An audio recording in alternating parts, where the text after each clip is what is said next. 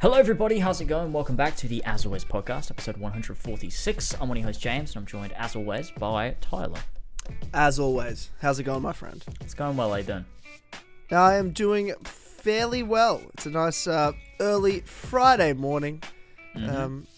So I'm actually feeling good. I was awake at 5 o'clock this morning. Yikes. And I just sort of have been laying in bed So was until I. I get up to make a coffee. Were you? Yeah, just the wrong other way around. I was still up at 5 a.m. Right, okay. No, I was in bed by 10:30 last night, a normal person. Yeah, I wish that I could do that. Yeah.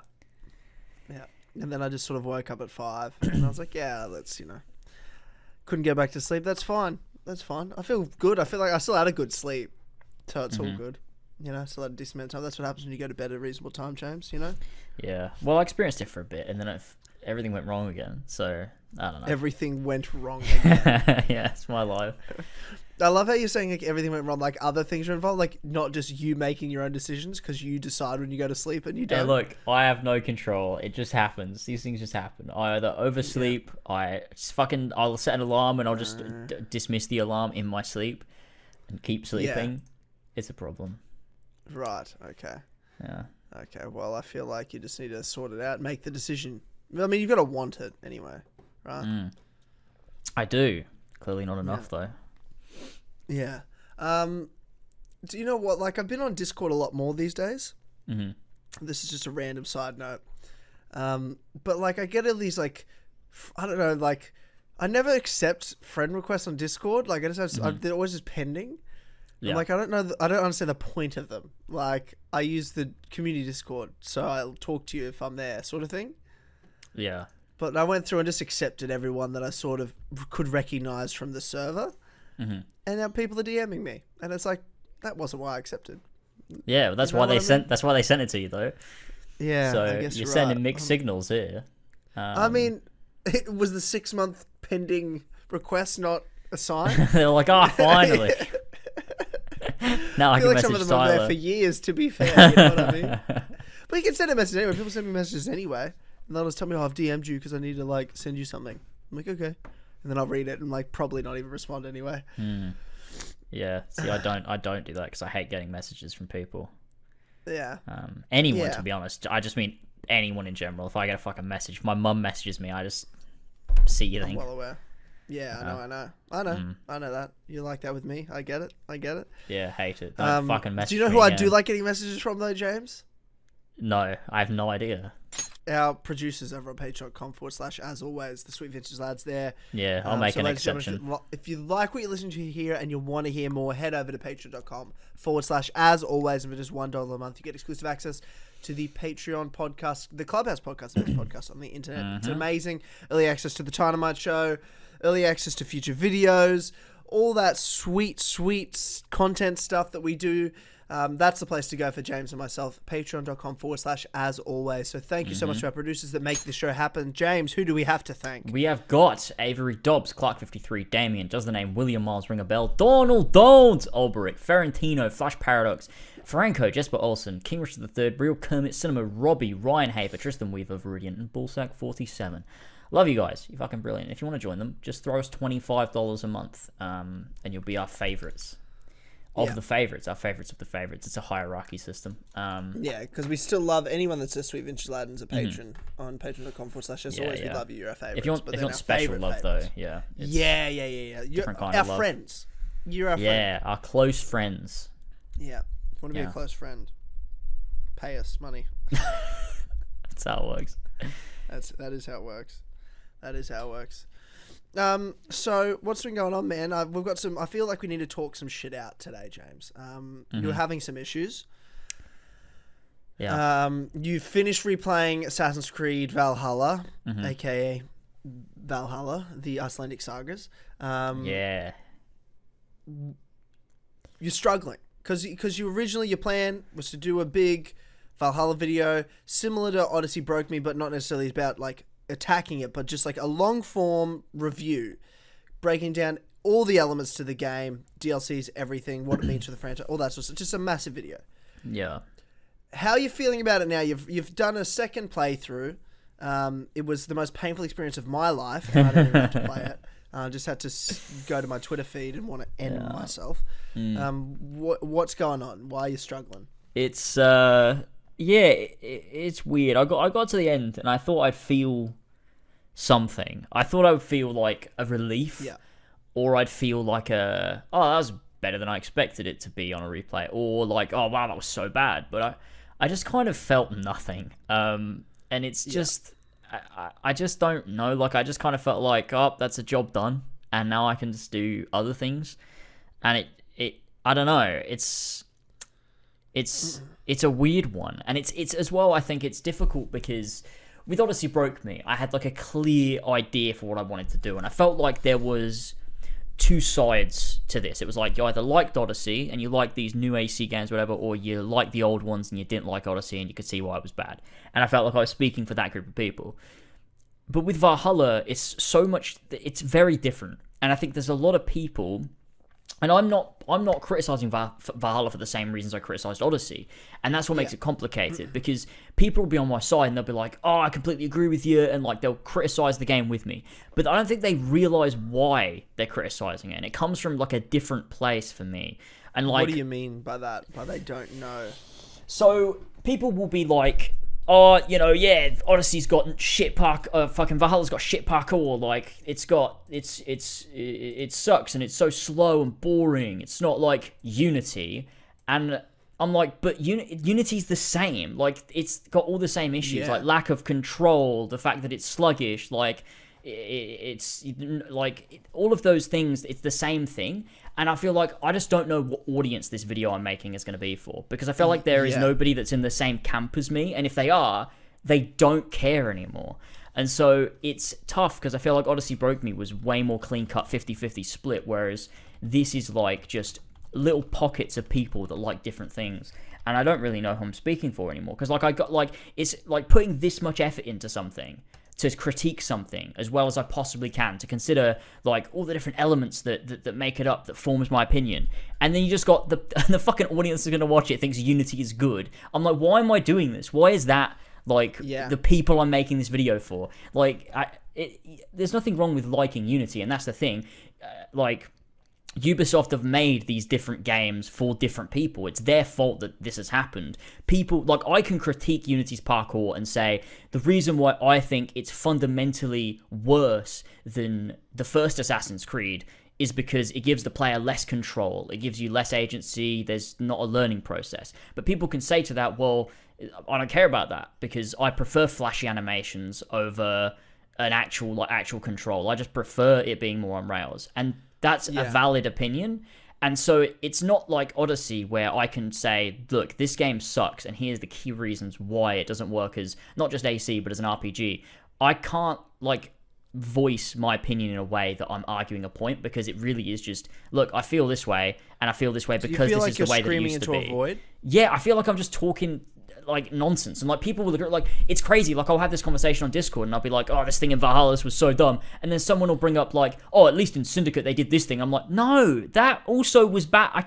Why are people like this? Why does no one see it the way that I do? It's so difficult. Well, is there a way to make like a two-parter to it where you explain your stance on everything, as in you make that statement of like, or even the start of the video, the first part of the video can be, here's where I'm arguing from. Mm-hmm. You know what I mean? Like, explain that. My stance on what I want to see from Assassin's Creed is X, Y, Z, so on and so forth. I suppose that's a way of... I could. I just think because then again... it's also expressing two ideas. You're getting out there what camp you're in.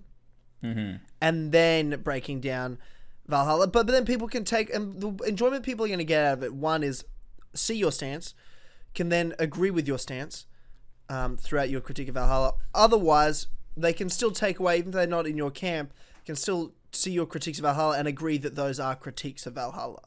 Yeah, it's a good point. I think I need to, I mean, as well, the thing is, the game is like still happening, so it's difficult for me to like be conclusive as you know what I mean? Well, I mean, this is what's so difficult. Like, my opinion on the game when I first played it and when I finished the main story is so different from my opinion, like, post River Raids, post finding out we're going to get dragons, post, werewolves. Like, it's so different. And like, say that sentence again. I just want you to say that sentence, dude. it fucking hurts. Honestly, it's so funny to me because like I it's not like this honest feeling I have these days. It's not like years before where I'm like, I'm done with AC. I'm sick of it. And then because it bothered me, I genuinely doesn't bother me anymore. I've completely like I have let it go so much. It made me. I saw the drag thing and I laughed so hard. I'm like, oh fuck all of you. This is so funny to me. I enjoy it. I enjoy it because I don't care. It makes it funnier, Yeah, it's people, and also people tell me you're definitely going to play the next game. And what if they do everything you want them to do? Would you play it then? It's like they're not going to, but they might. No, dragons. They're going to put dragons. They're going to put dragons in it, and I know that. I knew that's. You know what I mean? Like, yeah. I knew, of course, that was what was going to happen next. And you guys are idiots for even giving them another chance. Yeah, you're insane. And I think that's the thing as well, is like, it's tough because like I see everyone that like agrees with me, but like these are people that also like, if I didn't make videos or if I didn't stream, I wouldn't be playing these games or paying as much attention to them as I am. But like the people that are like on my side or whatever, they're paying as much attention, but they don't have, it's not their job. Why are you playing these shit games? And I feel like I just relate to them even less. I like relate to the people watching even less because I'm like, I wouldn't be doing that. Like, you're actually insane. Like, I'm just a kind of insane. At least like there's an end goal. Like, I'm doing it out of the passion for creating a piece of content that I'm really passionate about. But like, these people are just playing this game for fun. Like, you paid money and played this game expecting to have fun. And like, it's difficult to even like form like this conclusive idea of like what I'm fucking doing. Because I don't know what to say, and there's too much. It's almost like they put too much in the game for me to be able to make a video. Because like there's just so much to talk about here. Like I could talk like, and it's so difficult to make it balanced too. Because I could talk about how the writing in the codex pages is really good writing, but it's kind of fucking irrelevant when the rest of the game is so much more and so shit. It's not worth me talking about how the codex pages have really good writing in. Because while you're reading that for the first time, you're like, wow, that was really cool to read. But then like. It's 90 hours of just everything else. And it's like, what's the point in me critiquing or talking about the positive elements of the codex pages when everything else is so fucking messy? And like, there are, like, I've got in my notes, like, I've got so many notes because while I was playing through the game, I just wrote a shit ton of notes. And if I had thoughts, I'd put them on Twitter, or if I had clips, I'd put them on Twitter so that I can then copy the link from my tweet whenever I was talking about something and throw it in my notes. So that it's just easy to reference back. And I find it easier to write tweets out in like a thread than I do to just write like a paragraph of text in a notepad, because I feel like it's useless. Whereas if I'm writing out a tweet, I'm like, oh, this is going somewhere, and then I can just use that later. So I've like got all these notes, and there are a lot of positive ones in there, and there's a lot of negative ones in there. I'm like, I just don't know what I want to talk about. So at this point, I think it is just a waiting process. And honestly, it might just be I need to just not think about it. Like, I'll keep making notes, and if I make a video, it'll be because I just had this moment where I'm like, fuck, I need to make a video. But if I don't make, like, otherwise I might just not do it, because there's no point forcing it just to have another Odyssey Broke Me type video, because I don't have a clear vision for what I even want to make. So it's kind of pointless. And I remember, like, Odyssey Broke Me wasn't a video I was planning. It was just, I finished Fate of Atlantis, and I was just like, fucking Christ, what the fuck did I just play? And so I was like, I need to make a final video on this game, because that's just how I felt. So I don't know. I don't really know where I'm going or what I'm doing with it, but maybe it'll happen, maybe it won't. But if you want to know my thoughts, you can always tune into streams. So there's that. I think you have to do something, and I think you know that. You know, I probably do, and I probably will. But I think thinking about it constantly is like, I'm just like boxing myself in. Like, I don't even know what I'm doing, and I've already said I'll wait for the DLC, so I don't really have to think about it right now. But eventually, and I'm sure I'll be able to come up with something. It's just difficult because like, I don't know when the end point is of things happening that change my opinion. Because like, I could have made this video a month ago, or 2 months ago, or 3 months ago. And you feel like it'll just keep changing. Yeah, and each one would have been like a different video. So I guess, that's why I'm waiting. Yeah, I guess the question is, what is it that's changing your opinion so much? What's the key factor that is changing your opinion so constantly from the first time you played it to later? Because there's two. I feel like there's two, and one you haven't nailed down what that is. But the first one's obviously it's a game as a service, and they're continuing to shit the bed with it because like it's a different sort of team that works on these games post launch than like the core team that makes it. Because all like the top developers that make these games go on and then make the next game, they're not sitting there still working on the fucking game that's already released and made them money. You know what I mean? That's a waste of company, employees. But, like Darby, if he was still at Ubisoft, he wouldn't be working on Valhalla right now. Yeah. You know what I mean? Yeah, like he wasn't even working on the DLC. Like he said he advised on it a bit. And now he's gone, so... And they're still doing it, so obviously you can't have advised that much.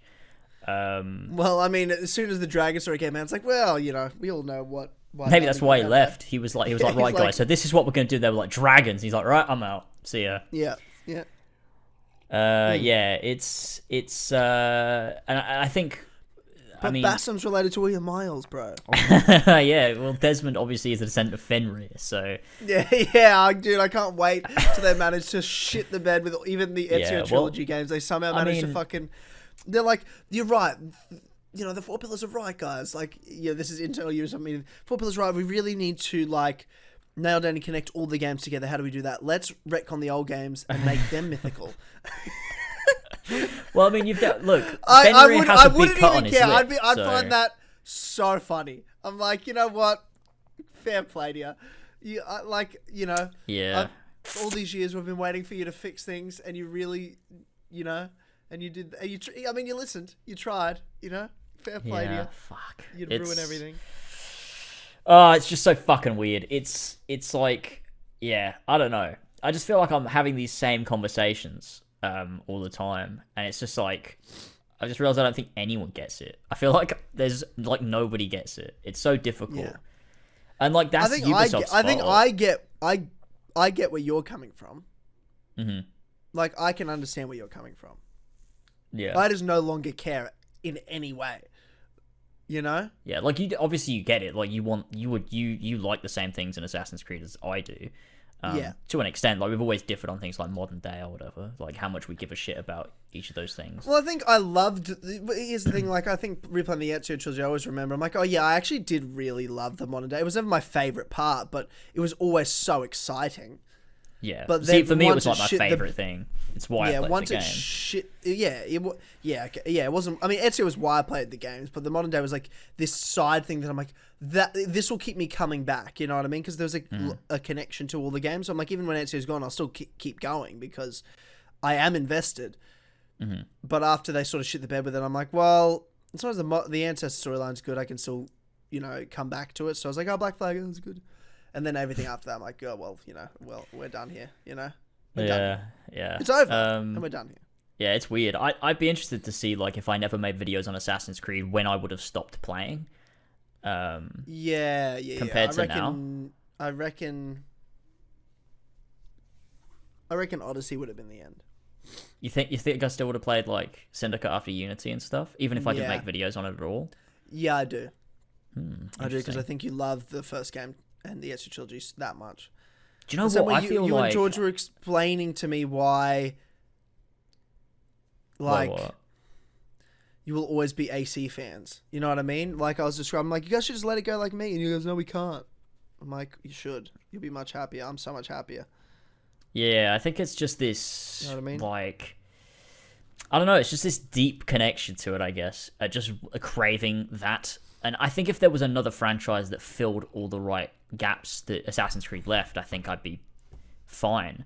It's just like, there's no game out there that comes close to those. And I think those are like my favorite things to play. Like, I love everything that, like, take AC1 for example, the most basic, simplified version, or not, I don't mean simplified or basic. What I mean is like the most pure version of Assassin's Creed that does things that no other game has ever done, and it's told like a narrative in a way that no other game has done since or before. Like, it's so unique and special that, like, I just miss it. Like, I just want that again, and it's just so annoying. It's more like less.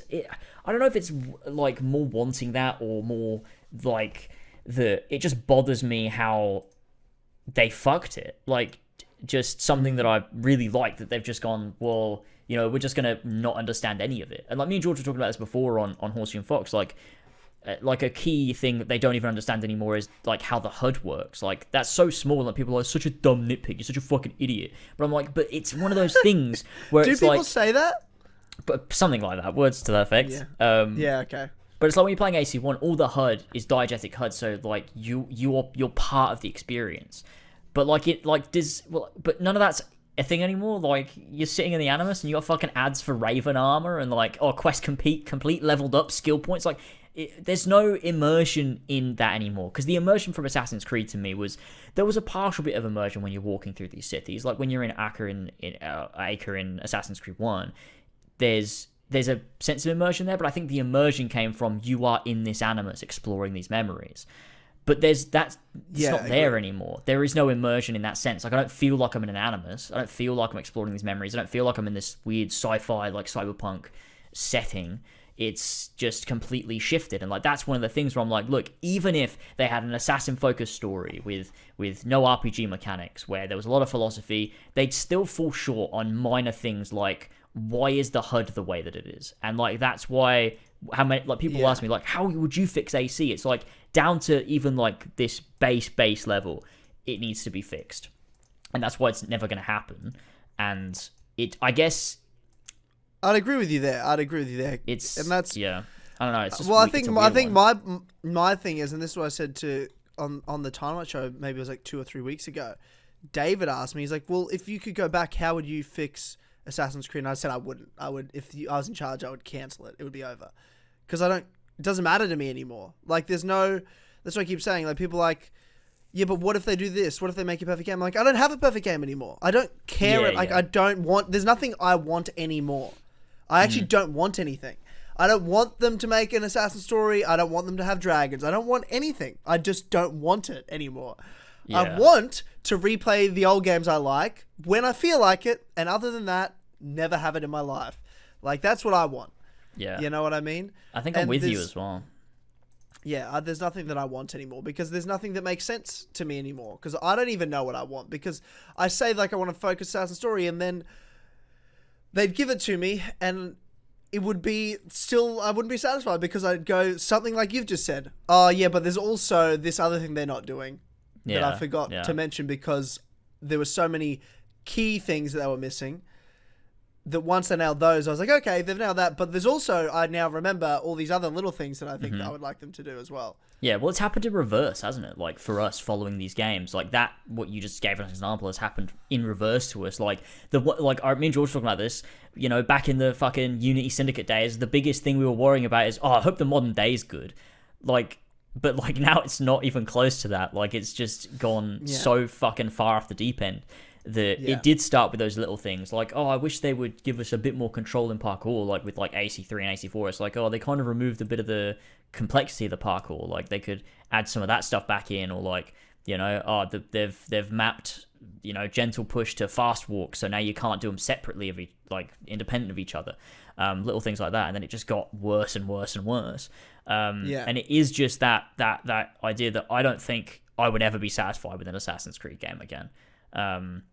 I just don't think it's possible. I think the only way I could ever be satisfied with an Assassin's Creed game is if I made it. Yeah, well, that's the whole point, isn't it? It's like, that's my answer would be, am I the one in charge of everything? And that's the only way it would happen. Like, if you and I were like creative director, like duo, like they hired James and Tyler to come in, I would be, it would, you know what I mean? Like, I'd be so like, yeah, I would absolutely be on board for that.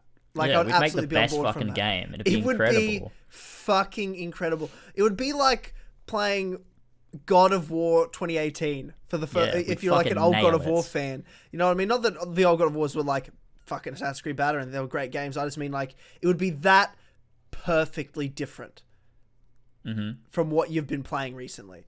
Like, it'd be like, holy fuck, I didn't know God of War could be this good. You didn't know Assassin's Creed could be this good, but it can.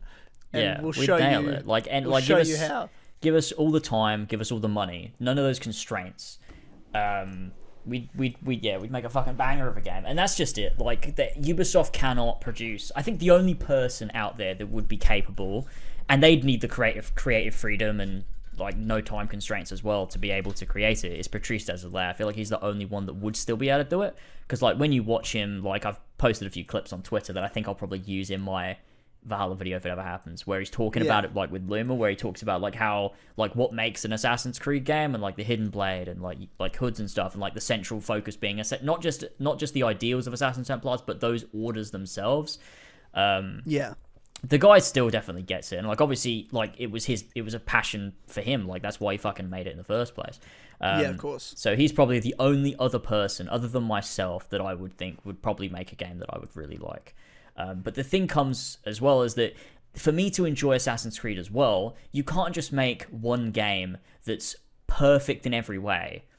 You've got to be consistent, because another reason why I always loved Assassin's Creed is because you would play a game every year or every 2 years, and it would continue that story, and you'd be into it again, and like that's what made it. Yeah, I see. I guess if I was walking in to Ubisoft and they like, you have one shot, and it is only one game. To me, I'd look at it like an AC1 where there's a modern day. Yeah, we'd have to throw that in there, but it would have to be like the key element would have to be nailing an ancestor story, and what I mean by that is nailing down a standalone, like an AC1 style, where the focus is on a story built around the gameplay, but the gameplay is control with parkour, control with stealth, control with your assassinations, and it's built around good quality assassinations that are justified through a story. That's the baseline, and then come up with a standalone one-off modern day from there that's not ongoing. Like, we'd have to just do it that way, where it would be that game that fans could play forever. That's what I mean. You know what I mean? They'd be like, I know we don't have any good Assassin's Creed, but at least I've got this one that I can play for the next 10 years and it holds up in good quality. You know? Yeah, exactly. And you'd want to tie ancestor story and the philosophy that because obviously like you'd have the story that justifies these really well-made assassinations, but layered into that you'd have the philosophy of the creed and what does it mean to be an assassin, and how does that conflict with the Templars, and what does it mean to be a Templar. But then all of those things would have to then apply to this modern day narrative that exists at the same time, and like, why are we going against the Animus, what are they learning, like both ways, how does that feed into each other?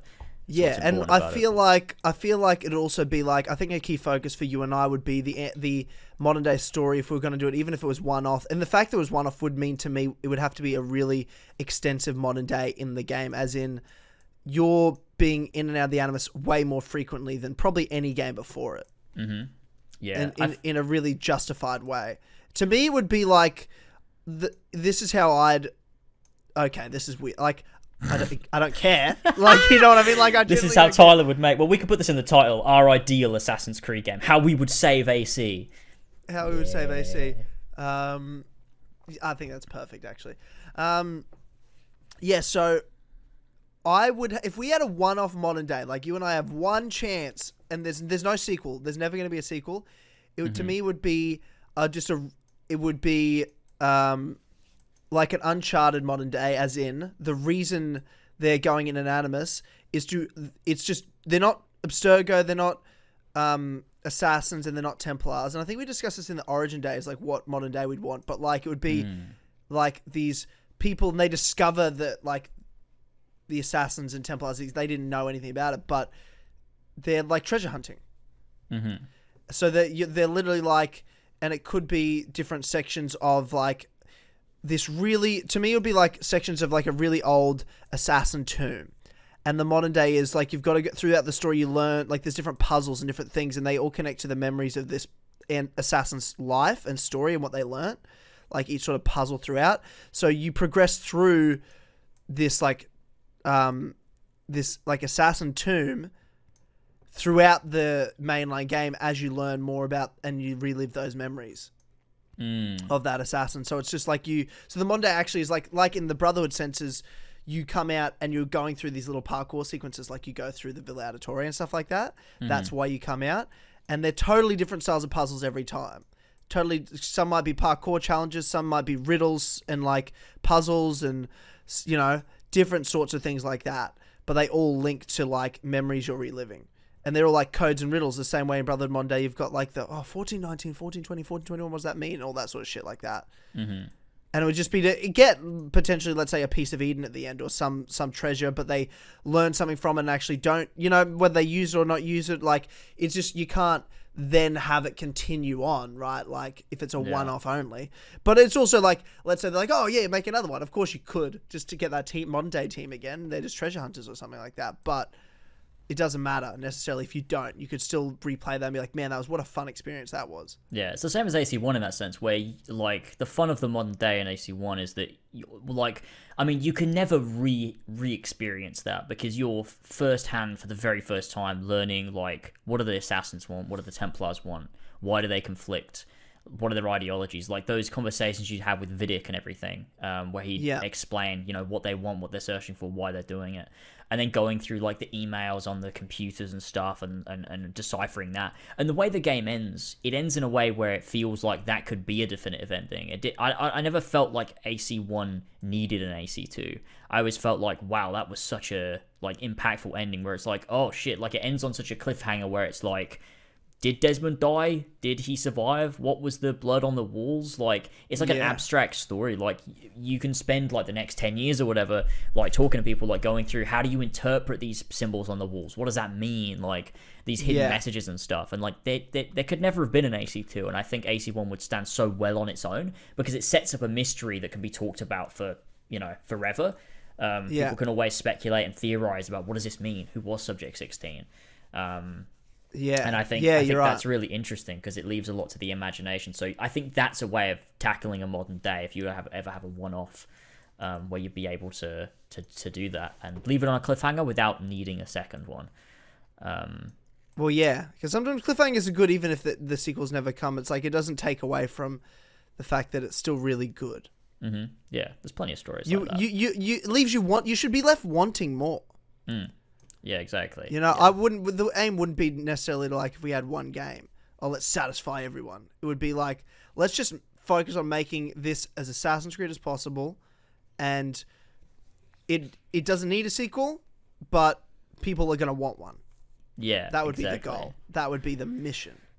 Yeah, exactly. And we wouldn't, like, throw in a bunch of references. Like, there wouldn't be just mindless, like, oh, this is just like the fucking TLOU3 assassination, or, oh, your friend just died just like Blackbeard and it's the same cutscene. Like, if we were to reference things, it'd be meaningful to the narrative, not just for just this weird, unnecessary, like, reference that Valhalla seems to love doing.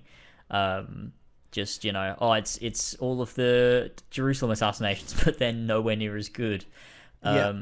It's one of those things. If we were to do it, we'd nail it. But there's no way there's ever going to be an AC game that'll satisfy everything. And I want too much now. Like, back in the Unity days, you could have done a lot less and made me happy. But I feel like right now, what I want is so much more than I ever did before.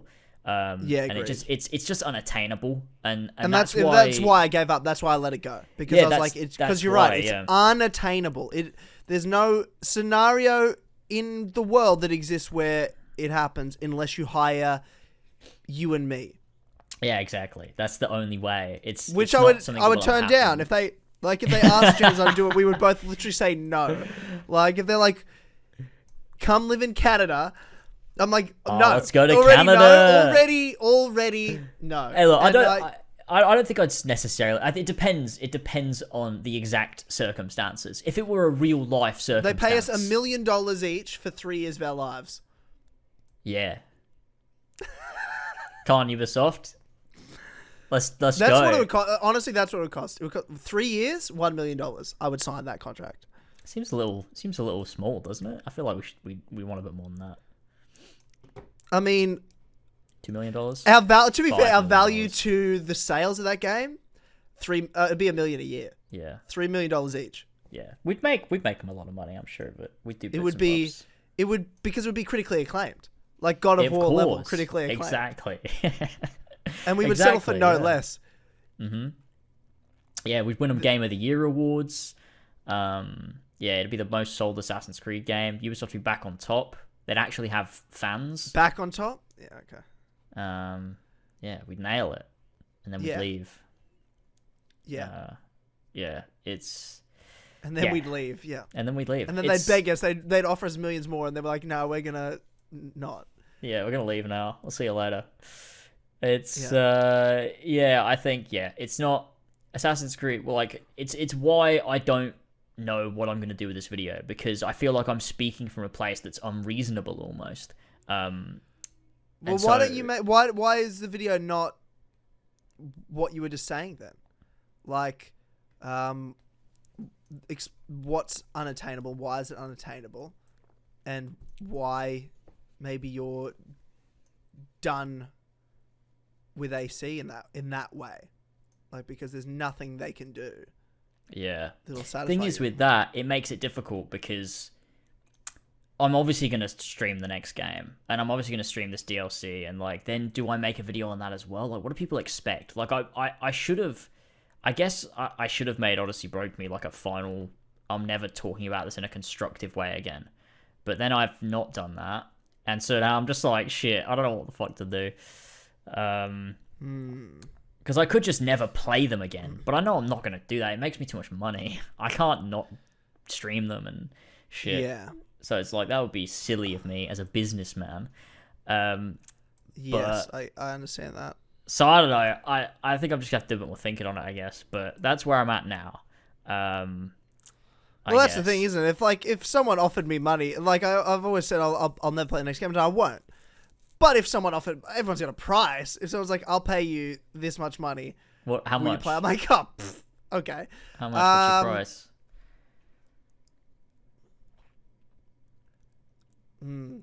It's a lot of money. It's genuinely a lot of money, but I would play the next game for 25 grand. What about 20 grand though? Like, if someone gave you 20 grand, would you be like, nah, I don't want 20 grand just to play the next AC? Like, where do you draw the line?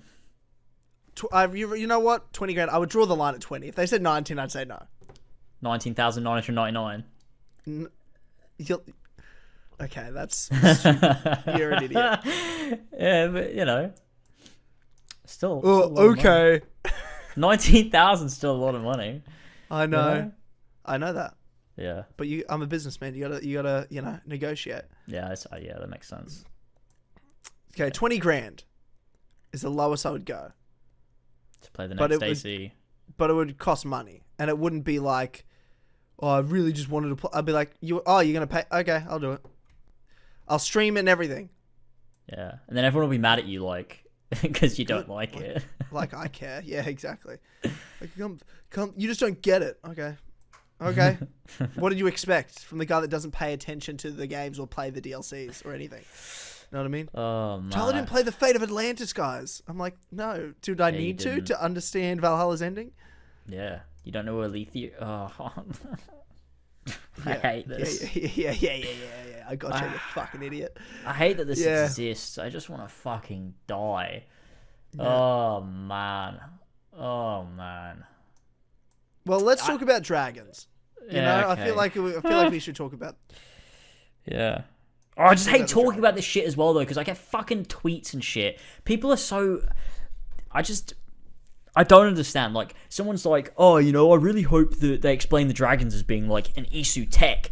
I'm like, why do you hope that? I guess it's just confusing. What do you mean an Isu tech?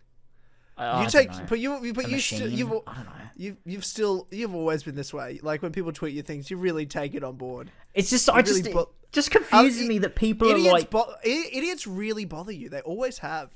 Like, I think it's because I just can't fathom. I just don't understand. Like, I can't understand being genuinely like people like this. Being genuinely invested in the lore. Like, and obviously, when I'm playing these games on stream or when I'm making a video, obviously it does appear that I'm invested. Like, it appears that I give a shit. Like, obviously, I don't actually give a shit. Like, I do, but I don't. It's difficult to explain. Like, I don't care as a fan. I care as, like, because I used to be a fan and people know me for it. So it's like, oh, why not? I might as well complain about it when I'm playing the new DLCs and there's a werewolf. Why not? Yeah. Okay. But I'm not invested in the sense where I'm like, oh, I wonder what they do, because I don't care. I only care as it's happening, and I can be like, oh yeah, this is wrong and bad. But it's kind of crazy to me that people are invested in this still. Like, people are genuinely, like, they're in their free time, they'll be like, oh, I wonder what's going to happen. Like, how will they explain the dragons? Like, I don't know. How will they explain the dragons? Yeah, I don't know. Yeah, no, I mean, I get where you're coming from. I just have always accepted it. I'm like, well, I mean, I don't really care what anyone else thinks. How do you think they'll explain the dragons, Tyler? I don't know. I don't care. It hasn't even crossed my mind. Come on, you can have a wild theory. The dragons. I mean, I assume there won't really be an explanation. Like, that's clear. I assume it'll be like Abel's on drugs. I mean, I don't. Yeah, whatever. Yeah. Okay. Like, okay. Well, the DLC, right, is about, it's apparently it's gonna be like I a ask you about this right? stuff because you care. Don't ask me about it. I don't know. Well, I think it was leaked with like a bunch of like things about like Niflheim and stuff. So like they're gonna do all of the realms that weren't in the base game. I think. So I assume a dragon will just be in one of those. Like, you just have a dragon boss fight or whatever in one of the mythical realms, like Helheim or something. Yeah, man. Yeah, I think that's it. I think that's it. Yeah, so it's just I think the final DLC will probably just be like you go to Valka's hut and bring in the right ingredients. She just gives you like other drug trips, like other than the Asgard ones, where Odin did stuff. I guess I don't know. Yeah, I don't know, man. Yeah, I'm sure you'll just have. It's literally going to be a mythical deal. But you brought that up last podcast. You said there would be like, I bet they're going to do a third DLC when you were talking about like, the next game not being until 2023, and your justification was they're planning maybe another DLC that hasn't been announced. Oh, yeah. And you bet it's just going to be some mythical DLC. Yeah, well, that's obviously what's going on. Yeah, and that's what it's going to be like. They're going to literally just make different Norse realms because like God of War did it. I really hope I don't hate God of War after all this Viking bullshit. Like, I mean, yeah, it's a good point. I do hate Vikings now. Yeah, I really hate this Norse. Like, oh my god, I actually hate Norse mythology. It's actually a burning fucking hatred I have for it. Like, what a every shit religion and culture. Every time Abel says some bullshit about like, oh, it is as cold as the icy Jotunheim mountains or something, like, just shut the fuck up. You live in the real world. Stop this. Stop it. It genuinely gets under my skin. I just don't like it. And I guess... You don't like it?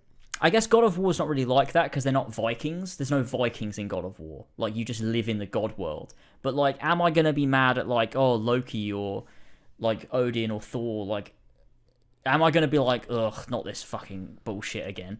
Like... Right. Honestly, I feel like, yeah, like Valhalla's actually just made me dislike God of War almost. I don't know. Right. Yeah. I get it. It's I weird. sort of get it. I mean, I don't because I love God of War. I could give a fuck about, like, you know. It's just this second replay, man, I think. Like, it's genuinely just like, I didn't hate Norse mythology when I came out of my first playthrough of the game. But it's like, after the second one, like, it's just every other sentence. Eivor won't shut the fuck up about this shit. And I hate it. It's so irritating. Yeah. Like, I don't believe in this. Why am I playing this character that deeply believes in this in a world where we know it's not real as well? It's just like, this is not compelling. It's annoying. Yeah. Honestly, that needs to be a point of the video as well, because it's not, like, when you're playing God of War, you know that the Norse gods exist, so you don't have to, like, suspend your disbelief. When you're playing Assassin's Creed, you know they fucking don't. So when Eivor's talking about all this bullshit, it's just irritating. And, like, she never, like when you play Horizon, Aloy is so compelling because she picks up on, like, reality of the world pretty quickly. She doesn't believe in, like, oh, they're not gods, you know, it's technology and stuff. And so that's really cool. And you're with her then, like, you can relate to Aloy and you're with her for the journey. But with Eivor, it's like, she never figures it out. And so you spend the whole game... Well, Eivor's an idiot. I don't understand why anyone likes is an Eivor idiot, at all. Yeah. Eivor is the dumbest fucking character. Maybe dumber than Jacob. I'm going to say it. It's a fucking idiot. Yeah, I really don't like Eivor after this recent playthrough. I came out of the game actually quite liking... Well, I played as male Eivor the first time, but I liked Eivor the first time I played the game. But I fucking hate her now. I genuinely fucking hate her. And I hate... To be honest, I hate all the characters. Sigurd's alright, though, because I think he gets what's going on, so he annoyed me less. Because, like, he gets that, like, he's, you know... his tier and like he's got that like that those memories in his head and everything. He understands that. No one else fucking does though. It's disaster. And why, like, oh man, it's like honestly, like everything I'm talking about now, it's so confusing to try and get all this into a video somewhere. Like, why is Reddit in your camp? Like how do I even talk about that? It's so dumb. But like, it's all these little things that just make the game into this just weird thing. I just don't know. And also, because like Redder was Ash's thing, like I don't know, he fucking loved Redder for some reason. Redder's gonna be which one's Redder? The little kid. Oh, from Origins. Okay. So like he's gonna be in Origins and Valhalla, and then just he's never in a game. Like he's just in those two for some reason.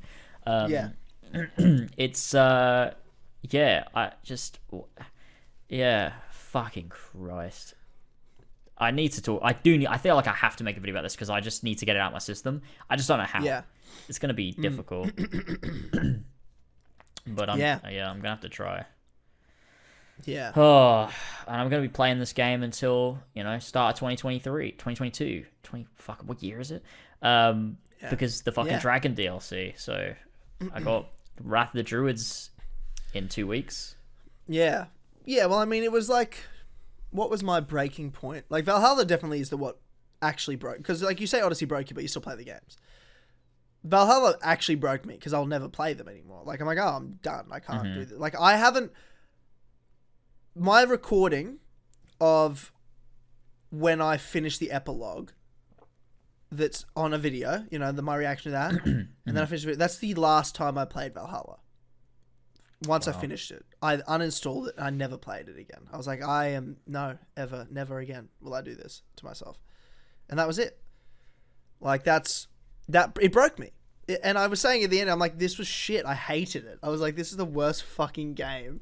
This is the worst ending. Everything I liked about it sucks now because the ending sucks and didn't justify any of it. Because, like, all the things you like in the journey of Valhalla, man. And I know what you're talking about, all those things that you're enjoying. But at the end of the day, the reason you like him is because when it comes to storylines and character arcs and things like that, you actually assume what you're seeing is going to lead somewhere. But the problem is all the things I liked led to nowhere for our character. So the end result is, no, they don't know anything about Bayek or the assassins or what they, you spent your time looking for these bureaus. It's like, well, what was the point of that? There is literally no point in it. Yeah. It even being in the game. It could be not in the game. It would change nothing about the game in terms of our character and Abel that we're playing as. It paid off nothing. It did nothing. And neither did doing any assassinations or killing any of the hidden ones. It actually did nothing. Well, like, what did that do for our character? It did literally nothing. Killing any Order of the Ancient. Any of them. That whole storyline. Where did it lead? The same place that Abel started at, which was, I don't really care. It's not okay. There's no focus and there's no relevance to anything you do to the character we're playing as. It's like just in the game because...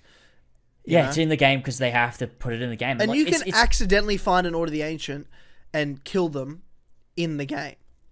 Yeah, you can. And they're like asleep on a bed in a hut, or like they're just fishing.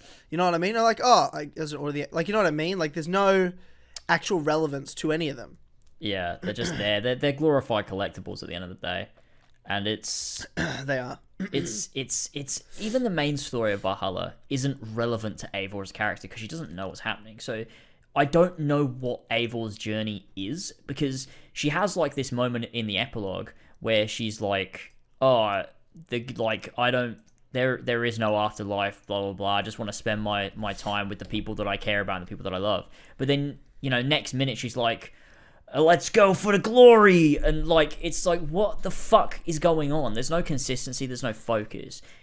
Everything is just this fucked just mess because there's no consistency across arcs, across side quests, across the open world, across like the modern day. It's just this just fucking mess. It's just a fucking mess. And it's one of those things where like the game is such a mess that I don't even know where to start with a video. I feel like Odyssey, it may like, man, I just don't even know anymore. Like, I don't even know if I hate Valhalla more than Odyssey at this point. Like, but I was thinking about this the other day. I'm like, if you asked me what game would I rather play, I would rather play Odyssey any day of the week than Valhalla.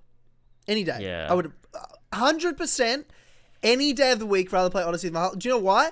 Because Odyssey is insane. and you know what I mean? Like, it never tried to be anything else than what it was, which was just nonsense. Mm-hmm. And I'll be a Spartan superhero. I'll do it. You know what I mean? Just go balls to the walls. But Valhalla doesn't know what it's trying to make you do. It's trying to make you do 7 different things at once. You know? Yeah. Am I a Viking Raider or am I assassin? It's not doing well in any of them. At least if I wanted to be a Spartan superhero, I could be a Spartan superhero. You know what I mean? You can't be an assassin in Valhalla, and you can't really be a Viking in Valhalla. Yeah, and as well, that's the thing, like, Vikings is such a dumb set, unless you're going to do a real-to-life Viking that's very grounded and very visceral and real to history, you can't achieve it, because, like, nothing that happens in Valhalla and the Viking side of things really feels right. Like, you've got these inconsistencies where they're going to England to settle, but then Eivor's burning down every farm she comes across. And then you've got, like, Eivor's talking about how she's going to go meet with the people and, like, she's going to create these alliances. But then, like, you can go against their, you can go behind their backs in the river raids and burn down their own, like, parts of England that they own. And it's just a mess. Like, the game doesn't know what it wants to be. The like, conflicted is really what describes Valhalla. In every single aspect of what it tries to do, it's conflicted. And it's because there's too many people on like, working on the game, in the narrative team as well. The game was too long, so you needed too much going on. It's, like, as bad as Odyssey is, it's got a focus. Odyssey is a focused storyline. You understand what the point of Odyssey is. It's shit, but it's got a focus. Cassandra wants to reunite a family. That's it. That's the fucking story. And you go on that journey. Sure, there's like 60 hours of grinding in between every fucking story mission, but at least there's a focus to the story missions. In Valhalla, it's just disconnected, just drivel. Like, there'll be 3-hour arcs that have no relevance to anything that happens in the rest of the game. And just honestly, I'm at this point where, like, after the replay, someone asked me on Twitter, how do I feel after the replay? Do I feel the same or not? And I think I do feel the same, but in a weird way. It's so difficult to explain. Like, yeah, I feel the same in the sense that, are the codex pages still as well written as they were? Yeah, they are, and they are still just as good as they were. Are Desmond's audio logs just as good? Yeah, I don't dislike them anymore. Like, the good things that were there, I don't dislike anymore. But is it just becoming more clear of how disconnected it is, though? It's becoming clear, I think, how irrelevant the things that I like are. Like, yeah, I like those things, but they're completely irrelevant. And it doesn't matter if I like them or dislike them, because the game still exists outside of those things. So, I still, so it's like, which game, like, and obviously this is coming out of someone who's just played Valhalla for another 70 fucking hours. So would I rather play, if you had to tell me to play right now Odyssey or Valhalla, yeah, I'd rather play Odyssey right now. But maybe I'm forgetting how much I hate Odyssey because I haven't played it in such a long time. So yeah, I mean, I haven't played it in 2 years. Or when did the first episode of the Blade Legacy of the first Blade come out? Start of 2019, I think. Okay, well, that's the last time I played it, because I played the first episode of it, and then I uninstalled the game. So 2 years ago. Yeah, that was when the last time I played Odyssey. So maybe it's because I literally don't remember it, in fairness. Yeah, it's been a long time for me as well. I haven't played it since, it's coming up on 2 years since I last played it, which would have been just before Odyssey Broke Me came out, which was July 2019. So yeah, it's been a while since I played it, and like, I do hate it, but I feel like I think Valhalla pisses me off more because I can't place why I hate it. I can't explain why it makes me feel the way it does, whereas with Odyssey I can, and I have. But with Valhalla I just can't. I can't. There's too much game. Like, and I've written down all these notes, but like, yeah, I don't know. There is too much game. Yeah. Yeah, it is too much game. It's just too much. I think I just put it down to Odyssey I didn't expect to be good. Valhalla I hoped would be good. That was the difference. And that's the difference how I feel about them. They're both my least favourite. Like, I did my rankings and I'm like, well, Valhalla and Odyssey to me are the two worst Assassin's Creed games ever released. Mm-hmm. And I'm going to say that to Darby when he comes on the podcast too. I want Darby to justify this game to me. No, he won't. He won't. I think he knows. I think you're smart enough to know.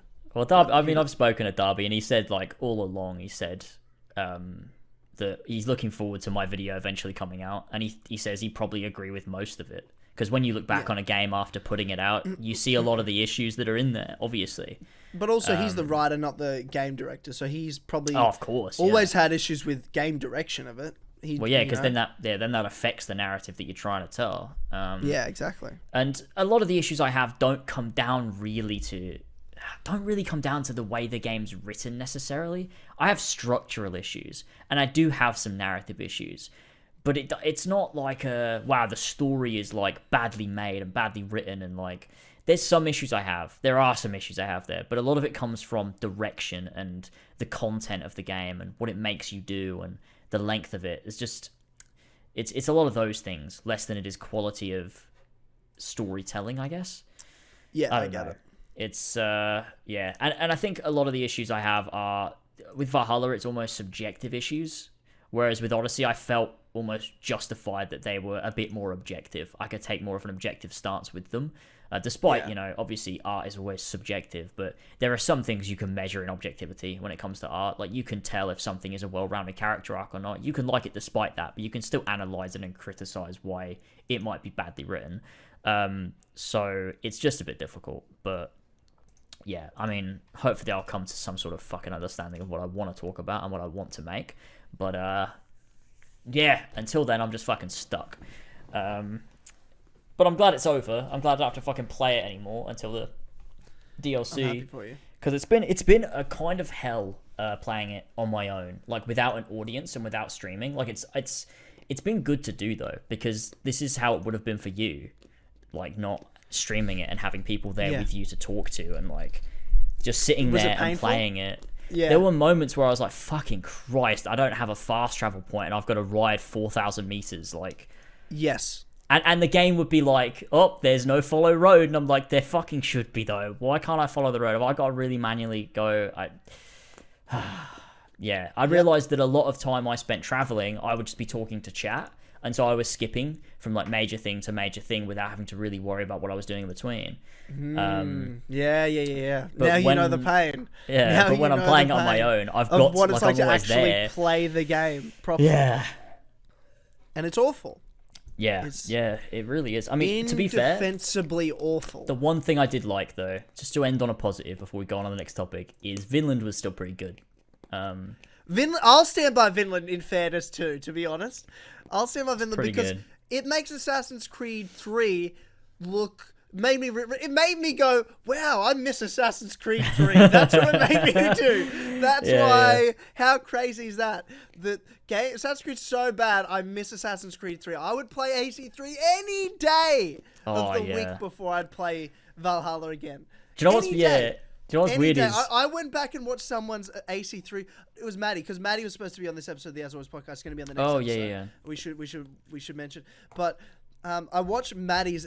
I went back a bit, like, because I like to research our guests because I'm professional. And I was going back through all his old videos, and I was watching his AC3 review, and he was like, criticism was like, it takes so long to be Connor and playing in the world. Like, it took 6 hours, and I'm like, fuck, that's so short. Like, you know what I mean? In comparison to now, it would take 50 hours before you do an assassination of Valhalla. Like, it's just so wild that I'm like, man. It's in, like, remember when we talked about, like, Odyssey really opens up after the first 10 hours, you know what I mean? Like, that's, you know, man. And everyone was justifying, it's like, it's fun because it gets really good after 10 hours. We used to critique 3 for, like, taking 6 hours to get to playing as Connor in robes. Meanwhile, at least in that 6 hours, we're playing as fucking Hatham, you know what I mean? Yeah, and it's actually good storytelling, too. It's like, good, man, it's the best part of the game. Story it's in a quality comparison. 6 hours, yeah. And even the Connor stuff, that's some great storytelling for Connor during that period as well. Like, Connor only gets shit after sequence 6. That's when it gets bad. Him being an assassin, like, the gameplay gets better in the sense of, okay, I'm an assassin, but the story gets really shit. Yeah, exactly. Like, but Connor's good when he's a kid. It becomes an American Revolution game at that point on, whereas before it's actually like an Assassin's Creed story. Before that point, so it's hilarious. So, like, Vinland, I'll agree, was genuinely nice because it's like reminding me of, like, when Assassin's Creed was at least Assassin's Creed. Might not have even been good Assassin's Creed, but it was still like, wow, like, this is a throwback to, like, a memory I had that actually meant something to me. You know, like Juno, the Grand Temple, and, you know, all that sort of stuff. The tribe and that, like, the fucking cricket ball. Connor drawing the assassin symbol in the sand when he's like, I need to go find the assassins. Oh man, I miss when our protagonists wanted to be assassins. Yeah. Fucking mental. I did, yeah, but when I was playing Vinland, I did think, like, I had this brief moment where I was like, man, maybe I should, like, stream through AC3. I kind of want to play it. Yeah. I'm not going to do it, though, but, like, No, I had course. this, like, brief thought where I was like, oh man, that might be fun. So yeah. Vinland was still, there's still some bits in there. I did Vinland last. It was the last thing I did because I did speak to Darby about it a few months ago, and he said he felt that Vinland almost felt very final, and it kind of does. I'd say if everyone's ever going to replay Valhalla, don't do it. But if you are going to, save Vinland till the very end, because it's it fits. It's quite nice actually. But yeah, Jesus Christ, fuck. Yeah, and even just like Assassin's Creed sequences, they used to be like 45 minutes. Yeah, I mean, fucking look at You know? Unity. Like, some of them only had like 2 missions in. Yeah, They were short. and that was fine. You know, you could, but you could get that would justify you like in a sequence spending time doing side activities. Whereas like in Valhalla, the story already takes 3 hours, even if you're skimming through cutscenes. Like, so you really don't have, I don't want to do anything on the side. I don't want to stick around and explore because it takes fucking 3 hours just to finish like a chapter, and there's 70 chapters. You know? Yeah. I speedrun Nottinghamshire on this replay. I had to get up someone's speedrun, and I just copied what they did so I could get through it really quick because it was awful. Yeah. So that was cool. But yeah, it's just fucked. It's just fucked, and this is how I feel. And I know we're going to get plenty of comments where people are going to be like, oh, bloody hell, James, look at you flip-flopping on your opinion. But it's like, look, it's just what happens when you reflect on something for a bit. It's, you know, people see my initial reaction to something and they think that that's going to be my reaction, like my opinion for the rest of the time, which is just not the case. Like, you're seeing me watch this unravel for the very first time. You're seeing my initial thoughts and initial reactions to these things that I want to be good as well. So it's also me convincing myself that it's good. You'd probably get you'd probably see me react differently if I was playing on my own. Like, if you, like, after I finished a game, I put up a tweet. I don't think I would have liked Valhalla if I played it on my own. I probably would have. Dude, I'll tell you, I promise you, you wouldn't have. I can tell you. I probably might have liked it more if I streamed it, but I really had to sit there. And it was like, awful. I really didn't, like, it was an awful experience. The whole experience of playing Valhalla was awful. Yeah. Exactly. And like you said to me, like, oh, you just can't like play it for long. You're like, oh, I play like an arc and then like I have to shut it off for a week or whatever. And I was just like, I just don't get it. Like, why? Like, why can't you just play? You know, just keep playing it. But I get it. I fucking get it. I struggled so much on this playthrough. Like, when I was streaming, I had the chat behind me. They were hyping shit up. Like, oh, James, I can't wait to see you react to this bit. And I was like, oh, that's gonna be fun. Like, it was good. It was fun. But yeah, the game is just. And like, I'm at this point almost where I'm like, the game's not good, and I just don't care that it's not good. I don't need to say it. Like, I just feel like I don't even need to say it or argue it. Like, look, it's just not good, and that's just it. I just don't know. Yeah. They're not going to listen to me or change it. It's not going to. There's no point. There's no purpose. There we go. We've done it. I don't even feel vindicated anymore because I know I'm right. Like, there was never a point where I'm like, I need everyone to know that how bad I know I'm right. I know how bad it is. And eventually everyone will realise. Same with the Assassin's Creed movie. That bothered me, though. I'm that annoyed. Really triggered me when people like that. Yeah, I was I'm like, sorry. What the fuck are you talking about? What do you mean? I have such an issue with knee-jerking shit, though, and I don't know why. I guess I just want things to be good. And so in the moment, I'm like, oh, that was really good. I don't know why. But you justify things really well, too. Like, you have a really, like you really have an argument, and you stand by that argument. You know, and you'll argue the point to me, and I'll be like, holy shit, you really believe that?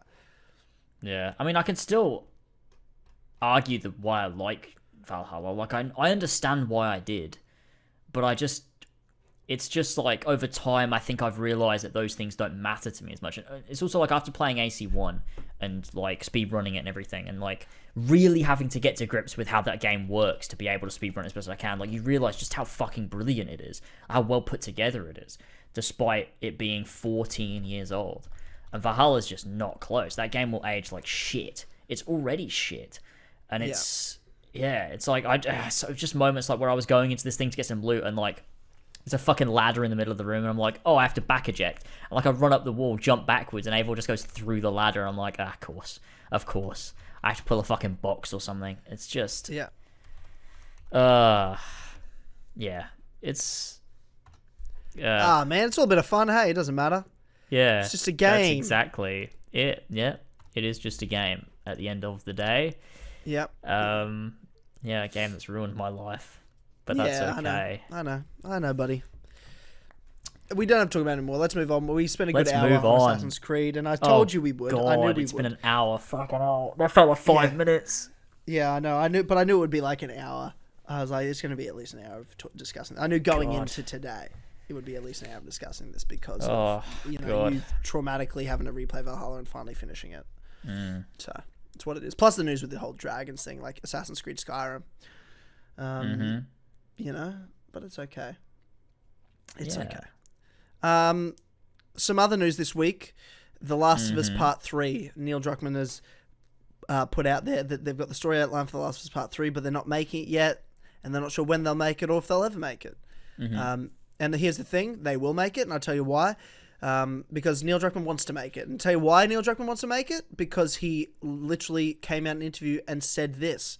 Because he wants it to be news, he wants people to get hyped, and he wants to put pressure on Naughty Dog internally to make The Last of Us Part 3, because he's probably getting some pushback. Because he's like, the process is, we give it some time, we throw a few story ideas at the wall, and then we'll decide what we're going to commit to for a bunch of years. And what Neil wants to work on is what he would have discussed in this interview and put out there as headlines.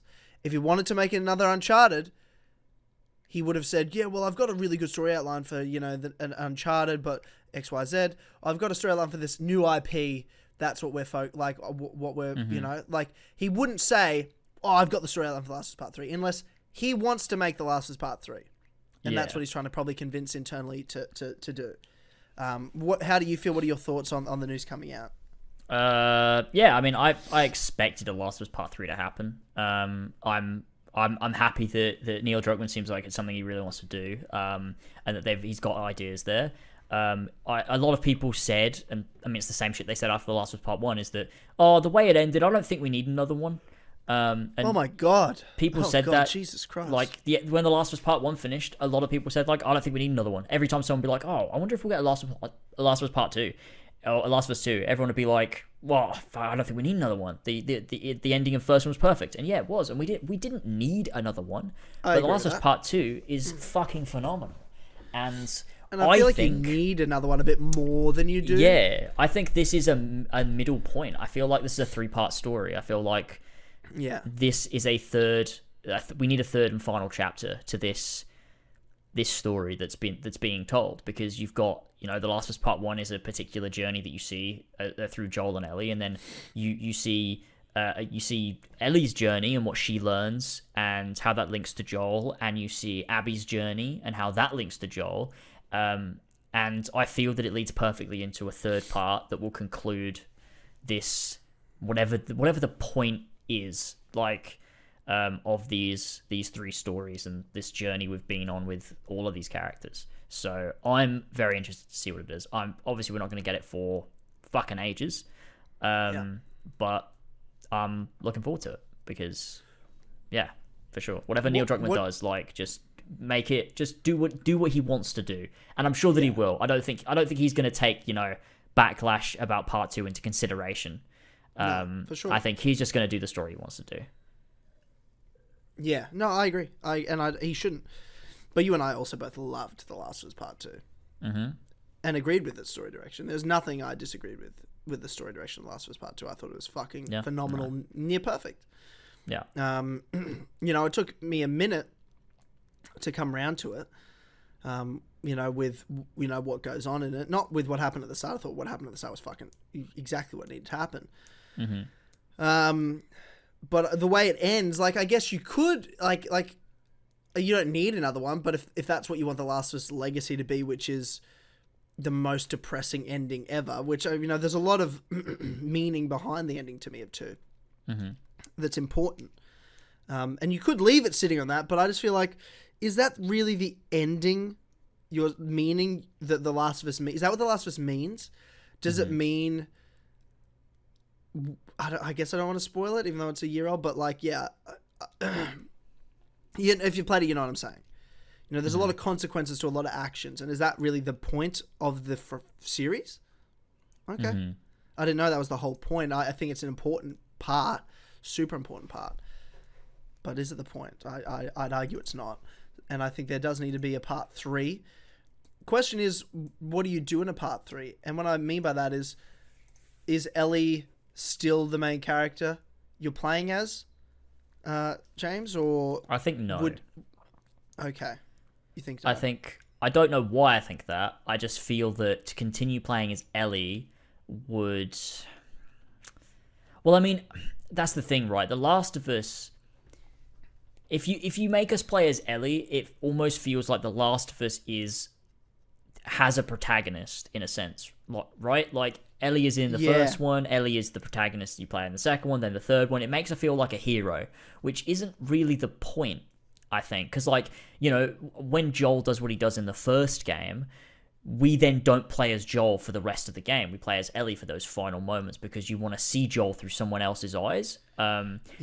And you, like, Ellie knows the truth deep down, and we see that obviously come to a head in part 2, but like, Ellie knows the truth, and seeing Joel from an outside perspective, it's like a shock to the system, and like, you do start to question, like, wait, is what he did right? Is he a good guy? This is it makes you feel uncomfortable. And then going into part 2, obviously you play as 2 different characters. I think you could play as Ellie, but I don't want her to be like the only character, or like, I just don't know. Like, I'm not as fucking smart as Neil Druckmann is. So it's difficult for me to suggest. But it feels like The Last of Us is bigger than a protagonist or bigger than a hero, because I feel like Joel is not the protagonist of The Last of Us, neither is Ellie. It's more an idea or a concept that pushes through by us, like, playing as these characters, I guess. But you'd agree that it revolves around the 2 stories that came before it. Yeah, definitely. It would be a continuation. I don't mean like an entirely separate thing, but I would like to see Abby being relevant, and I would like to see Ellie being relevant in some way. And obviously Joel as well, and you know, that connection still being there, because we see the way that we leave Ellie at the end of part 2, she still has that deep connection to Joel. So I wouldn't put it past Neil Druckmann to skip 20 years of time, and the main protagonist is Dee's child, and you see what's come of an Ellie and an Abby and a Lev and all these other characters, and the fallout, and how long those wounds can last. Yeah, that's interesting. Who is Ellie when she's 40? You know what I mean? Like, that would be interesting. How did those decisions into impact her long-term life? Probably ruined her. You know what I mean? But you can see the consequences of that. Because it's not like I'm saying there needs to be a part 3 to, you know, because 2 was sad and we need to see that sort of hope come back. I'm like, I don't necessarily agree with that. But to properly see the consequences, the lasting effects, and then maybe learning from those past mistakes with the next generation or other people that are related to these people, that are connected to them, not like related, but like connected to them, and seeing how they learn.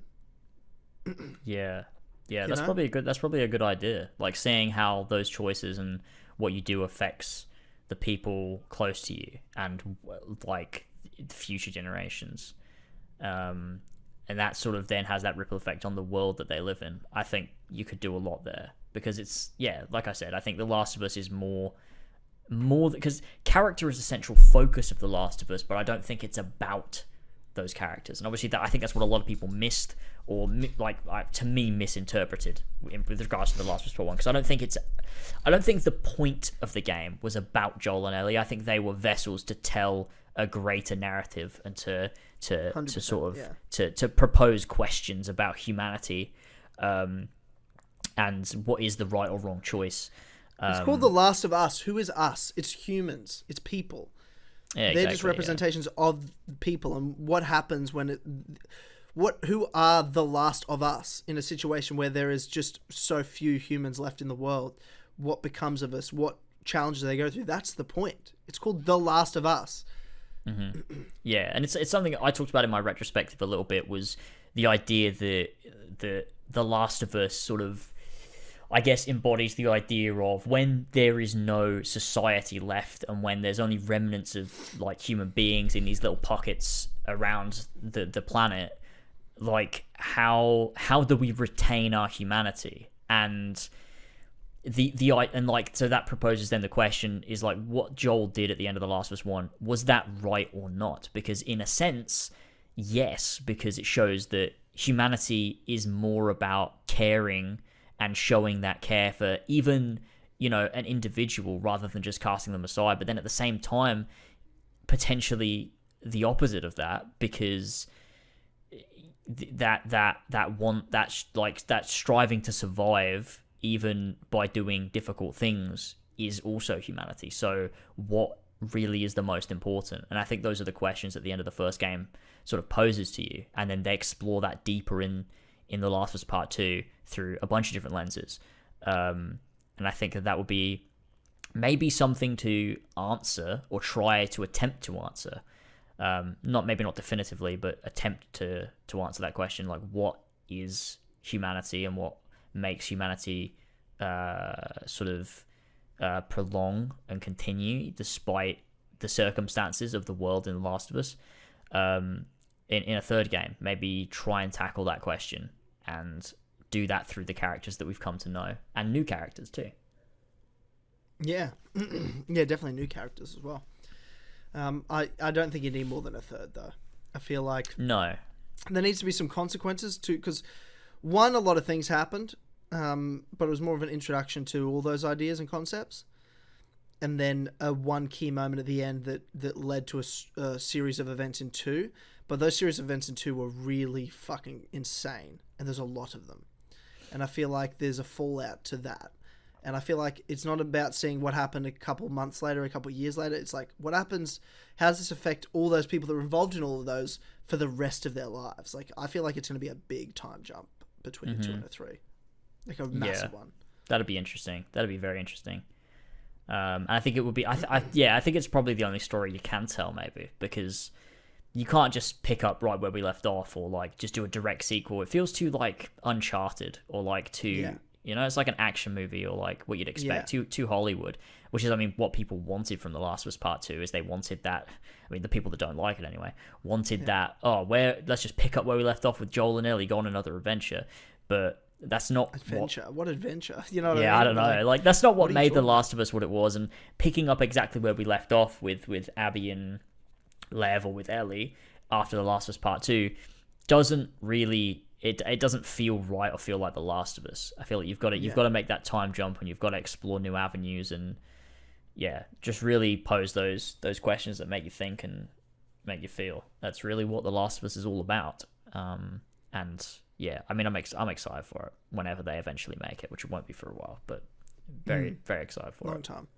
Yeah. There'll be an Uncharted that comes out before that, but I don't think Naughty Dog is working on it. It's another studio working on Uncharted now. Mm-hmm. Which is weird. Anyway, it's such a weird concept. Yeah, that is strange. I feel like maybe they should have just let it sit, maybe, to avoid getting into working on it for bad position. Many years. They have, but even still, it seems a bit odd to me, especially when it was Naughty Dog's thing. They've had different people over the years, like, Amy Hennig was always on the first one, and then like now Neil Druckmann's sort of the face of Uncharted, I guess. So it shifts and changes. So the moving studio, Naughty Dog might not be the ones behind it, but it's a similar thing to like getting different people internally, I guess. But yeah. Well, in other news, to move on from Uncharted and The Last of Us, there's some news came out this week about the Obi-Wan Kenobi series. Ewan McGregor mentioned that he's been doing massive 2.5 hour long training sessions a day of sword fighting. Wild. What does that tell you, James, about this Obi-Wan Kenobi series? That he's going to be doing flips. He's going to be doing backflips. He's going to be swinging all about. He's not just waving his lightsaber from side to side a little bit. He's doing some big bits and pieces. So that's exciting. some prequel style fights almost maybe. I'm looking forward to it. Some wild shit. It's like the only thing about Star Wars I care about, to be honest. Same. Because No, to be fair, it was the only thing about Star Wars that it was the thing, even with before 7 came out, I'm like, I'm excited for a new trilogy, but like, I'm the most excited for an Obi-Wan Kenobi show. Or movie at the time. Like, we thought it was going to be a movie. Yeah. It's the only thing I care about too. Yeah. Everything else, every show, every movie, I don't care. Yeah, I sort of fell out of love with Star Wars, like, I guess in and out of love with Star Wars over the past few years. Whenever there was a new movie, I'd be like, oh, I love it, now I don't love it. Oh, now I love it, and now I don't love it again. And when, like, Clone Wars came out, like, I mean, people still fucking love Clone Wars Season 7, but I thought it was just sort of fine. I didn't think it was that amazing. There was some way better stuff in the old seasons of Clone Wars. It was just a bit meh, because they were just following storylines that you know the outcome to. I think Season 7 of Clone Wars would have hit way better if it came out when it was meant to come out, which was before Rebels, but with Rebels existing, we know the outcome of Rex and Ahsoka and all these other characters, so it kind of makes it a little bit redundant. It was still cool to see, like, it was still good television and good Clone Wars, but it was just, I don't know, didn't really, I don't know, it wasn't that good for me, I don't think. But I think, yeah, I'm just, in general with Star Wars, I just sort of don't care anymore. Yeah. But with this Obi-Wan show, I am very, very interested in it. I'm very looking forward to it because, I mean, I feel like this is our last hurrah. Yeah, you know? and I like, as much as, like, I love the prequels despite the fact they're kind of shit. Yes, agreed. But I still, like, love them because it's like my childhood. So getting an Obi-Wan show, I'm like, wow, Ewan McGregor as Obi-Wan Kenobi again. Oh, it's just Hayden great. Christensen. Yeah, Hayden Christensen. Oh man, it's gonna be so good. Just saying goodbye to those two, and then I'm like, okay, that was my childhood. I can move on. It's over. Yeah, exactly. That's and if it's shit, I can move on angrily, like I did with Valhalla. And if it's good, I can move on happily. But either way, we move on. Yeah, we move on. This is our Valhalla. Yeah, I hope it's good. Valhalla. I hope it's good. But then again, Star Wars, everything has been shit. Like, I can't remember the last good Star Wars thing that came out. I guess you could say Clone Wars Season 7 because it wasn't bad. It just wasn't this amazing, outstanding thing. It was just maybe a bit overrated. But, like, fucking Mandalorian is fucking shit. You and I haven't seen Season 2, though, and I keep hearing it's really good. Oh, I've seen clips from it. It's so... No, it's not good. It's just Star Wars fans are dumb as shit, man. They just, like, miss the point. Like, oh, Luke from The Last Jedi is not Luke Skywalker, but Luke Skywalker from Mandalorian Season 2 is. And he's so epic. But, like, it's... No. Just people don't seem to understand, like, what it means to be a Jedi. And it's not just hitting things with your lightsaber. Like, yeah, it's cool when they do that, but the philosophy of it is so much more important. And Luke Skywalker's arc in The Last Jedi is fucking fantastic. God. I don't know. I don't know. But this is just James cycling down into depression. It's so difficult because, like, it's like every fan of things just don't get the point of it. It's just so weird. Like, Star Wars fans don't understand the Force and, like, the philosophy behind the Jedi and the Sith and, like, all of that stuff. They're like, no, I just want to see epic lightsaber swing. Like, oh, fuck. Okay, then. Just see the epic lightsaber swing. I can't do this anymore. I can't be fans of these things anymore. My brain is too big. That's what it is. You're too smart. I get it. I'm too smart. Exactly. Too smart. Yeah. It's so difficult. I just have such a high IQ, and these idiots, they'll never get it. They'll never understand. They haven't read the Icelandic sagas. They don't. No, exactly. They've not read the Icelandic sagas. They've not read the bloody Mandalorian sagas. They don't get it. All right. Yeah. Fuck me. Yeah, I can't wait for the next 4 Pillars podcast where I bring the Icelandic sagas and I read a piece from it. Yes. Can't wait. Fuck yeah. I can't wait. Well, for one last topic to end the podcast, I feel like I need to bring you back to life. Yes, please. Because Captain America 4 has been revealed to be in the works. Captain America 4, Captain America film in the MCU. How do you feel about that? Post Falcon Winter Soldier. That's so exciting. I'm so looking forward to it. That's going to be fucking brilliant. The finale of Falcon and Winter Soldier was sick. I was going to ask you because I mean I've talked about it on Streamcast and I've talked about it on Time Out Show, but I haven't talked to you about it. How do you feel about the end of Falcon Winter Soldier? It was great. I think it had some pacing issues, but that's because it's a finale of a Marvel show and they've got to have a bit of a big punch out. But I think it was much better than WandaVision's finale. And mostly because it was 25% action and the rest of it was just character moments. And I think that was brilliant. Like, even during the action as well, like, you've got fucking Sam Wilson showing up in his new Captain America suit. Just, like, and they're not even beating around the bush with it. Like, he's, like, the first thing he says is, I'm Captain America. And everyone's acknowledging it. It's fucking brilliant. And then you've got all of these brilliant character moments to wrap up the show as well. Like, showing that Sam Wilson cares about individuals and he cares about whatever the opposite of individuals is. The mass public, and so that's really cool. Like, he feels like Captain America. You got great moments in there, like Bucky calling him Cap as well, which was great. That was awesome.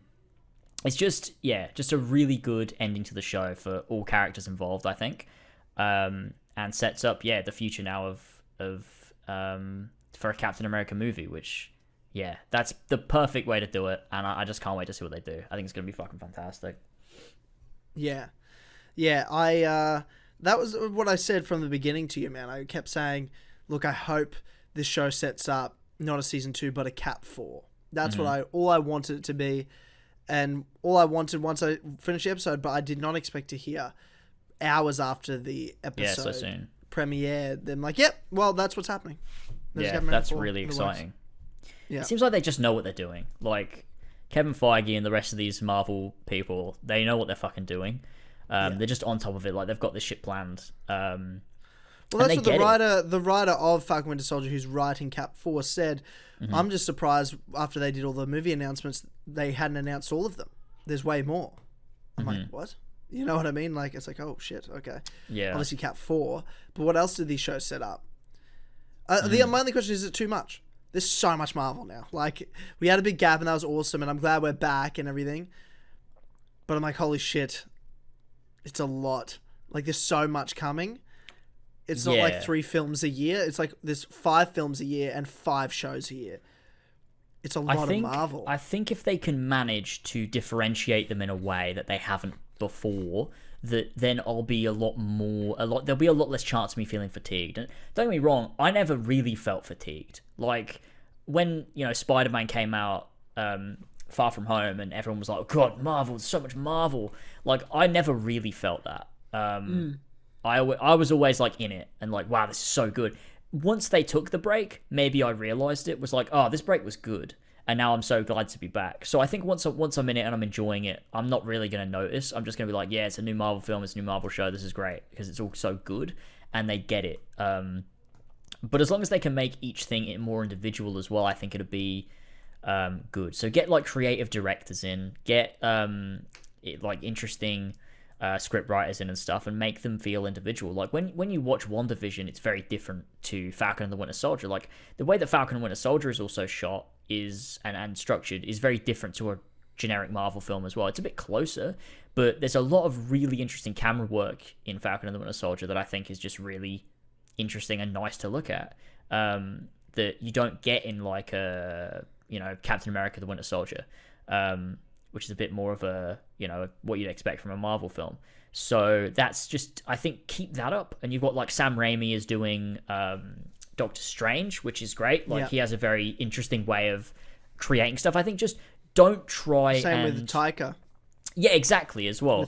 So you've got all these different directors that do different things. Let them do their own thing, and I think they have kind of learned to do that. Like, when you watch Thor Ragnarok, it's a Marvel film, but like it's a comedy film. Like, it's so different from other stuff. And I think if you let directors really put their own spin on things, what they've nailed with like keeping directors with properties, like the Russos with Captain America, Taika with Thor, James Gunn with Guardians, like. They've got their own identity, and I think that makes it work. Just take it a bit further, because I feel like sometimes they would but maybe push the directors to do similar things. And it's also like with the way that they're edited and stuff.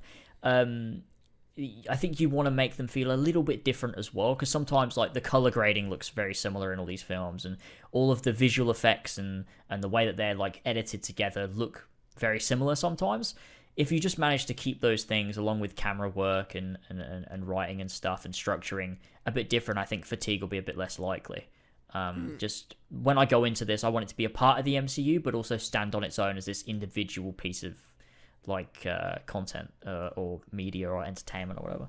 So if they can do that, I think we'll be good. But yeah, I'm excited for the future for sure. Yeah, me too. I can't wait. I asked a question on Time My Show. Should and will Chris Evans return in Cap 4? Mm-hmm. What do you think? I think no. For the time being, just let Sam do his own thing, not propped up by the previous Captain America. But I obviously would like to see him back at some point. But maybe the reason they did this show is so that Sam can do his own thing, and then they can have Chris Evans in Cap 4. Because Sam's already done the legwork to get there. Like, he didn't need Steve to become Captain America. He became Captain America on his own. So now Steve could show up more as a friend than a mentor. So I wouldn't be either way, to be honest. I think if he showed up, I'd be like, yep, that works. It's good. If he doesn't show up, I'd probably feel the same. Like, yeah, that works. We don't need to see him necessarily. So I'm probably either way. What do you think? I think he should. But only as old man Cap though. Yeah. He can't be the hero. He can't outshine Sam. I think, but I think he should also he should be the one to find Sam, not Sam goes looking for Steve for advice. At a time Sam needs him, Steve just sort of is there. Bit of a guardian angel. You don't know where he is. You don't know where he lives or where he's hiding. It's like a guy that just sort of knows when he needs to be there. Yeah. The man out of time. But also, if he's not, I'm totally fine with that. I just think they will want Chris Evans back at some point, and I'm afraid they'll do it in a really over-dramatic way. I really hope not. It won't be in Cap 4. Like, if it's in Cap 4, it's probably going to be in a good way. Because it'd be, conducive to the storyline that Sam's going through as Captain America. I'm worried they save it for the big finale in 10 years. And, Steve saves the day. It's like, well, what was the point of the last 10 years of all these other heroes that we've been getting to know? I don't think they will, because I think Marvel get it. I think if it was in anyone else's hands, that's what they'd do. But I think Marvel, they just get it. Second Kevin Feige resigns or it's over, bro. It's fucking over. Yeah, that's when it all goes absolutely downhill, spirals out of control. This doesn't go forever. Yeah, this doesn't last forever. That's for sure. Yeah. Well, it's while it's still good, I'm going to enjoy every second of it. Yeah. Fuck oath. There's rarely we get things like this that are consistently characters good. In the sort of Captain America universe that we've sort of left off with, like Zemo, John Walker, Sharon Carter. How do you feel about those characters? Do you want to see all of them back? Some of them back? Yeah. I mean, John Walker and Sharon Carter are going to be back. And I feel like Zemo's going to be in it just because he's so popular now. Yeah. He's like the Loki of the Cap segment yeah, exactly. now, He's very good. He's very good. I mean, he's always been very good, but I think Captain, what the fuck? Winter Soldier, the fucking show, made him even more popular. I think it added a lot to his character, and it's just cool to see him, it being all fucking scheming and shit. Because obviously in the Civil War, he was a bit more behind the scenes, less not quite as front and center. But it'll be cool to see him back at some point. However, they decide to incorporate him. The only character and John Walker as well. See where he goes and where they take him and how they evolve that whole storyline. The only one I'm not super keen on, I think it's a bit weird, is Sharon Carter. That's maybe the only character that I was a bit. I don't know how I feel about this one. I don't know if this is compelling or feels forced or is a bit weird. I don't know. It's just I just kind of don't feel much for her. I didn't like it. Yeah, I thought it was dumb. It's a bit weird. As well, because her connection to Peggy as well. It's well, fucking that's weird. Yeah, no, weird thing to do to that legacy. Yeah. But yeah, I don't know what they're gonna do with her. If they make her a villain, it's gonna be really shit as a villain, just not that good. But yeah, I don't know. I feel like she'd be more of a side character that helps people out more than an antagonist. But yeah, it'll definitely be interesting to see what they do, regardless, I suppose. Yeah, no, absolutely. Well, Captain America 4, look at that. Who'd have thought? Who'd have thought we'd be talking about this so soon? When do you think it comes out? Oh man, I don't know. I actually don't know. There's so many movies, isn't there? That when are they gonna where are they just gonna decide to do it? Because it used to be like, I feel like we're at the end of, like I say, we're at the end of COVID, but I feel like things are just opening back up now. Mm-hmm. In the sense of like we sort of thought, everyone's like, it'll be a year of this. I was like, probably 2 years of this, and I feel like that's the case. Like it'll be, a year from now, things will be different, but far more. Things will be just going again. Mm-hmm. So I feel like movies will be going, movies will be coming out.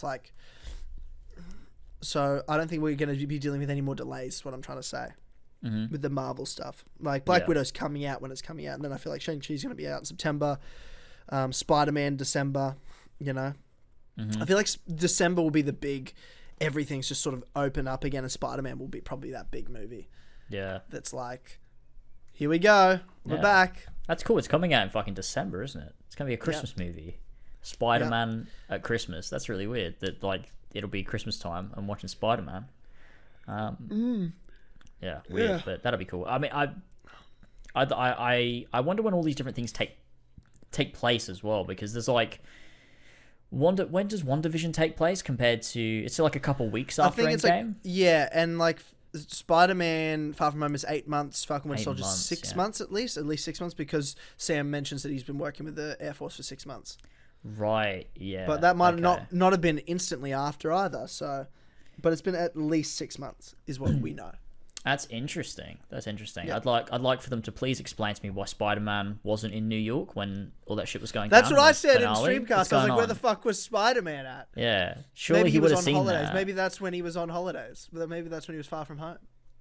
Yeah, but that's 8 months. So, unless the difference between, exactly. Maybe that, That's a great explanation. That's a great explanation. He was in Venice. He was in Venice. Is it the same time all that was happening? Yeah, exactly. That makes sense. An Avengers level threat, Yeah. Well, there was another Avengers level threat in bloody London, wasn't there? Mysterio causing some mad shit. It was a fake Avengers level threat that he was faking.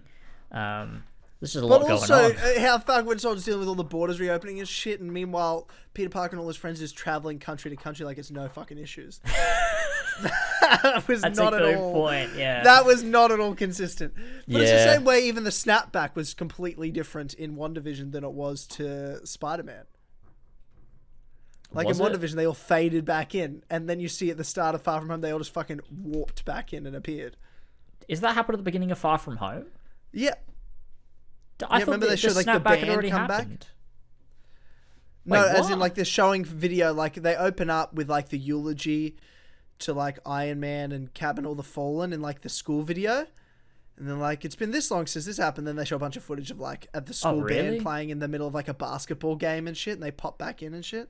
Yeah. Oh yeah. Well, I guess that's because it's a Sony film, right? You can kind of suspend your disbelief that Sony are just there's more consistency between Marvel Studios stuff than Sony are trying. They're not really, are they? I'll send you the video. Hang on. Look at this. Okay. It's weird. I haven't seen that movie in fucking ages.